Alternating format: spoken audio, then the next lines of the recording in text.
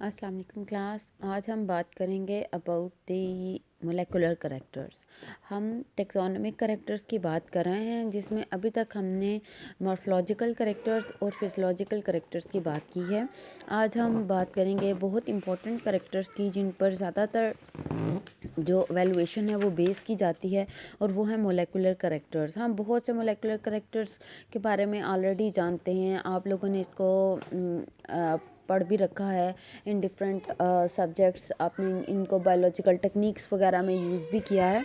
तो ये मुख्तलिफ टेक्निक्स हैं जिनको यूज़ किया जाता है in order to evaluate the relative uniqueness और रिलेटिवनेस बिटवीन दी स्पीशीज़ के, ये कितनी स्पीशीज़ यूनिक है या इनकी आपस में रिलेटेडनेस जो है वो क्या है, और कितने पॉइंट पर ये स्पीशीज़ जो हैं वो एक दूसरे से ज़्यादा रिलेट कर रही हैं। जब हम इनकी रिलेटेडनेस चेक करने के लिए मॉलिक्यूल्स, डिफरेंट मॉलिक्यूल्स का सहारा लेते हैं, तो ये मोलेकुलर करेक्टर्स कहलाते हैं। अब ये करेक्टर्स कौन कौन से हैं, मतलब टेक्निक्स हैं बेसिकली जिनमें इन करेक्टर्स को यूज़ किया जाता है। जैसे सबसे पहले जो प्रिमिटिव अर्ली टेक्निक है सिरोलॉजी, जिसको यूज़ किया जाता है। और सिरोलॉजी इस की टेक्निक इस बात पे बेस करती है कि जो प्रोटीन्स हैं एक ऑर्गेनिज़म में, वो अगर किसी दूसरे ऑर्गेनिज़म में डाली जाएं तो उस दूसरे ऑर्गेनिज़म में एंटीबॉडी रिएक्शन होगा। तो अगर जितनी ज़्यादा रिलेटेड प्रोटीन डाली जाएंगी, उतना ही एंटीबॉडी रिएक्शन ज़्यादा होगा। तो इसका मतलब है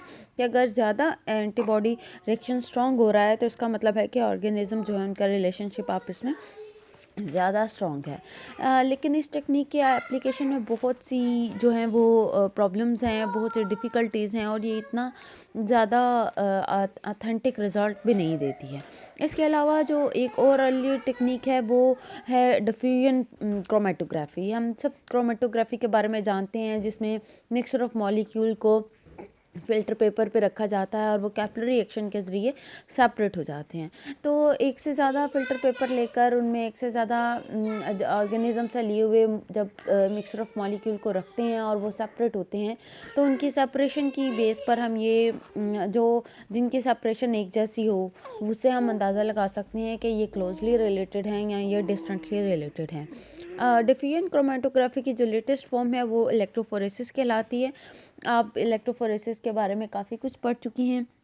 हम जानते हैं कि इलेक्ट्रोफोरेसिस में जो है वो इलेक्ट्रोड्स को करंट को यूज़ किया जाता है। एक पॉजिटिव और नेगेटिव इलेक्ट्रोड होता है, जिसमें प्रोटीन्स जो हैं वो मूव करती हैं, और अकॉर्डिंग टू चार्ज मूव करती हैं, according to molecular weight move करती हैं।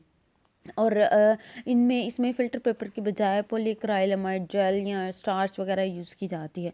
तो इलेक्ट्रोफोरेटिक प्रोटीन्स जो हैं वो भी इसके ज़रिए हमें जो रिलेटेड प्रोटीन्स हैं उनका पता चल सकता है, जो एक जैसी मॉलिक्यूलर वेट रखती हैं या एक जैसा चार्ज रखती हैं। तो जितनी ज़्यादा प्रोटीन रिलेटेड होती हैं, उतना ही ज़्यादा जो ऑर्गेनिज़म्स हैं या दो डिफरेंट स्पीशीज़ में जो रिलेटेडनेस है वो ज़्यादा होती है।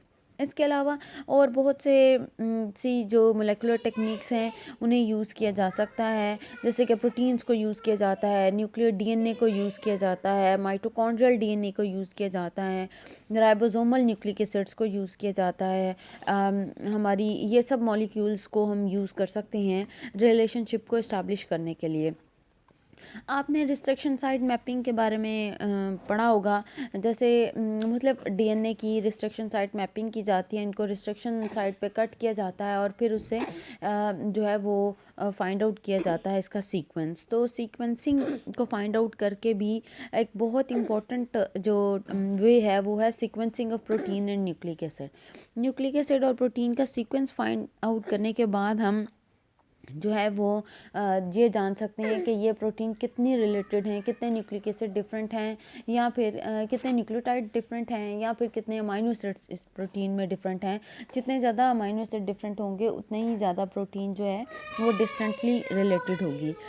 क्योंकि ये जो अमाइनो एसिड्स हैं ये इन टर्न न्यूक्लियोटाइड्स कंट्रोल करते हैं। तो न्यूक्लियोटाइड का जो का सीक्वेंस, डीएनए का सीक्वेंस फाइंड करना और न्यूक्लियोटाइड में डिफरेंसेस को फाइंड आउट करना हमारे लिए हमेशा ज़्यादा यूज़फुल होता है कि हम इनको फाइंड करें। इसके अलावा कुछ प्रोटीन्स जो हैं वो बहुत स्लो चेंज होती हैं और कुछ जो मॉलिक्यूल हैं वो बहुत फास्ट रेट पे चेंज होती हैं। जैसे हिस्टोन्स हैं, ये बहुत स्लो चेंज होती हैं।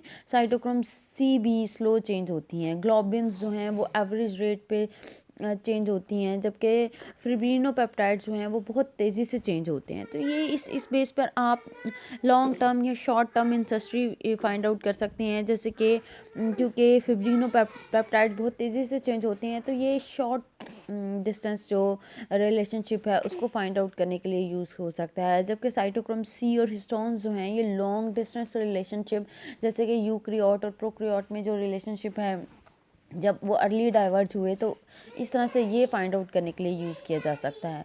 मैक्रोमोलिक्यूल का इस तरह से फाइलेटिक लीनिएज में चेंज होना हमें एक कॉन्सेप्ट की तरफ लेकर जाता है जो कि है मोलेकुलर क्लॉक। अब मोलेकुलर क्लॉक क्या है? मोलेकुलर क्लॉक इस आइडिया पर बेस कर रही है कि average number of amino acid जो हैं वो उनको फाइंड आउट किया जाए जो कि 10 मिलियन ईयर में रिप्लेस होते हैं। जैसे कि फोसल रिकॉर्ड में और बहुत से बायोजियोग्राफिक एविडेंसेस के ज़रिए ये फाइंड आउट किया गया है कि जो कुछ प्रोटीन्स जो हैं उनके अमाइनो एसिड कांस्टेंट रेट पर चेंज होते हैं। यानी 10 मिलियन ईयर में वो कोई एक अमाइनो एसिड चेंज हो गया, या कुछ जो रैपिडली चेंजिंग है उनमें 10 मिलियन ईयर में 2 या 3 अमाइनो एसिड चेंज हो गए। तो इससे हम प्रिडिक्ट कर सकते हैं प्रोटीन में चेंजेस को।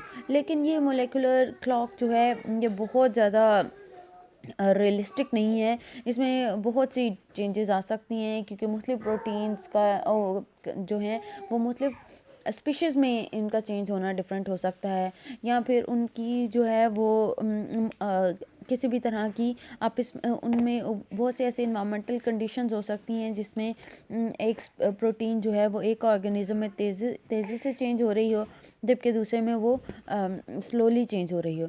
तो इस तरह से हम जो है वो इसके बारे में कोई भी गेस नहीं लगा सकते। जो रेगुलेटरी प्रोटीन्स हैं, इंट्रॉन्स, ट्रांसपोसोन्स और जीन फैमिलीज़ हैं, वो मोलेकुलर क्लॉक से बहुत ज़्यादा डेविएट करती हैं। उसके लिए हम मोलेकुलर क्लॉक जो है वो इस्टेब्लिश नहीं कर सकते। मोलेकुलर क्लॉक सिर्फ एक अप्रॉक्सीमेशन है, ये आपको एग्जैक्ट रिज़ल्ट जो है वो नहीं बताती है। हर दफ़ा हम बहुत से combination of molecular methods use करते हैं ज़्यादा एग्जैक्ट होने के लिए।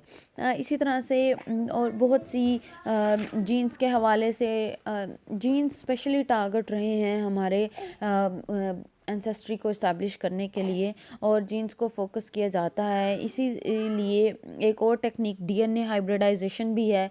इसमें जो डीएनए लिया जाता है उसको एनील किया जाता है एट हाई टेम्परेचर, उनको उसके दोनों स्ट्रैंड को सेपरेट किया जाता है, और दो डिफरेंट स्पीशीज़ के जब डीएनए हाइब्रिडाइज मिक्स किए जाते हैं तो जितने ज़्यादा वो रिलेटेड हैं उतने ही उनकी मिक्सिंग जो है वो ज़्यादा होगी, उनकी हाइब्रिडाइजेशन ज़्यादा होगी, और जितनी स्पीशीज़ अनरिलेटेड हैं उतनी ही दो डिफरेंट डीएनए जो हैं वो आपस में कम मिलेंगे। तो इस बेस पर के डीएनए जब हमने सिंगल स्ट्रैंडेड डीएनए कर लिया है, दोनों स्पीशीज़ के सिंगल स्ट्रैंडेड डीएनए को जब आप इसमें हाइब्रिडाइज किया जाता है तो जितने ज़्यादा वो मिलते हैं उतनी ही ज़्यादा उनकी रिलेटेडनेस जो है वो ज़्यादा होती है। तो इस तरह से हम जो है वो डेल्टा वैल्यू कैलकुलेट कर सकते हैं जो कि डिग्री ऑफ डिफरेंस को बताती है। तो माइटोकॉन्ड्रियल डीएनए जो है वो पॉपुलेशन में के कंपैरिजन में वो ऐसी पॉपुलेशन जो सिंगल स्पीशीज़ रखती हैं, जैसे कि जिनमें बाइसेक्सुअल रिलेशनशिप नहीं होता है, उसमें हम माइटोकॉन्ड्रियल डीएनए की हेल्प ले सकते हैं जो है वो एंसेस्ट्री को इस्टेब्लिश करने के लिए। तो मुख्तलिफ टेक्निक्स जैसे मैंने आपको बताया कि मुख्तलिफ टेक्निक्स यूज़ की जाती हैं, जैसे कि माइटोकॉन्ड्रियल डीएनए या इलेक्ट्रोफोरेसिस को यूज़ किया जाता है क्लोजली रिलेटेड पॉपुलेशंस को या स्पीशीज़ को चेक करने के लिए, जबकि प्रोटीन और न्यूक्लिक एसिड सीक्वेंसिंग इसके अलावा इम्यूनोलॉजिकल मेथड जो हैं, डीएनए हाइब्रिडाइजेशन है, इसको हम यूज़ करते हैं डिस्टेंटली रिलेटेड एंसेस्ट्री जो है उसको इस्टेब्लिश करने के लिए। तो क्योंकि ये कॉन्सेप्ट हमें लेकर जा प्रोटीन की स्टडी या मतलब कैरेक्टर्स की स्टडी जो है वो हमें लेकर जाती है मोज़ेक एवोल्यूशन की तरफ। और मोज़ेक एवोल्यूशन क्या है कि बॉडी में मौजूद हर ऑर्गन या ऑर्गन सिस्टम या प्रोटीन का जो एवोल्यूशनरी रेट है, एवोल्यूशनरी चेंज है, वो डिफरेंट हो सकता है। इनमें कोई स्पेसिफिसिटी नहीं है।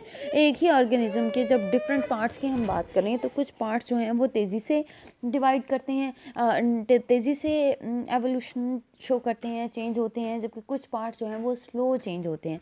जैसे कि आप रेप्टाइल और बर्ड्स की एग्जांपल ले लें। रेप्टाइल बर्ड्स जो हैं वो रेप्टाइल से इवॉल्व हुए हैं, लेकिन बर्ड्स में स्टिल कुछ रेप्टिलियन कैरेक्टर्स हैं और कुछ कैरेक्टर्स उनके अपने नए हैं। तो ये वो कैरेक्टर जो उन्होंने मॉडिफाई कर लिए हैं उनका एवोल्यूशन रेट फास्ट है, जबकि वो कैरेक्टर जो कि मॉडिफाई नहीं हुए उनका एवोल्यूशन रेट जो है वो स्लो है। इसलिए मोज़ेक एवोल्यूशन से मुराद है कि ऑर्गेनिज्म जो हैं वो उनके मुख्तलिफ एवोल्यूशनरी चेंज है, उनका उसका रेट की मौजूदगी में ये मुख्तलिफ चेंज आया है। तो इसी तरह ये बाकी का सारा आप लोगों ने जो है वो पढ़ लेना है इसको एंड तक।